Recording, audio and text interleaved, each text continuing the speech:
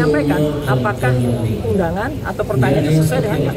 Ketika pertanyaannya tidak sesuai dengan suratnya, ya kita harus menyatakan keberatan. Mantan Menteri Olahraga atau Menpora Roy Suryo diperiksa terkait tuduhan ijazah palsu Presiden ke-7 Joko Widodo. Namun ia enggan menjawab pertanyaan penyidik Polda Metro Jaya di luar peristiwa 26 Maret 2025. Roy mengaku enggan menjawab pertanyaan yang tak tertulis di surat pemanggilannya. Menurut Roy, dalam surat pemanggilan itu, ia hanya diminta untuk mengonfirmasi kejadian pada 26 Maret yang lalu.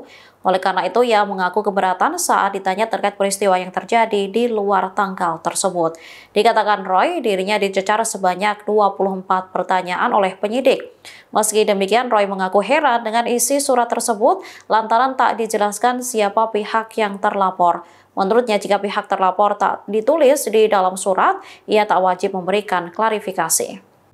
Saya sendiri tadi ya sudah sampai pertanyaan ke-24 ya, itu sudah sampai ke pertanyaan-pertanyaan yang lebih banyak soal identitas tadi. Karena ketika ditanyakan yang lain, saya strict dengan Polda Metro. Polda Metro memberikan saya surat undangan untuk peristiwa tanggal 26 Maret tahun 2020. Ya, harusnya itu pertanyaannya. Jadi ketika ada pertanyaan lain, ya saya keberatan untuk jawab. Itu hak ya, hak warga negara sesuai dengan Undang-Undang Dasar 1945, itu hak kepada titik. Kita menyampaikan apakah undangan atau pertanyaan itu sesuai dengan hak. Ketika pertanyaannya tidak sesuai dengan suratnya, ya kita harus menyatakan keberatan. Yang kedua adalah lucu, dalam undangan itu tidak ada juga siapa terlapornya. Padahal kan sudah disebut mana-mana sudah ember tuh ya. Lawyernya mengatakan terlapornya adalah ini. Tapi dalam surat itu nggak ada. Jadi kalau dalam surat itu nggak ada, ya kita nggak wajib itu melakukan klarifikasi. Pelapornya ada, Joko Widodo, ya pasal-pasalnya banyak banget gitu. Tapi terlapornya nggak ada. Nah, terlapornya penting ya teman-teman.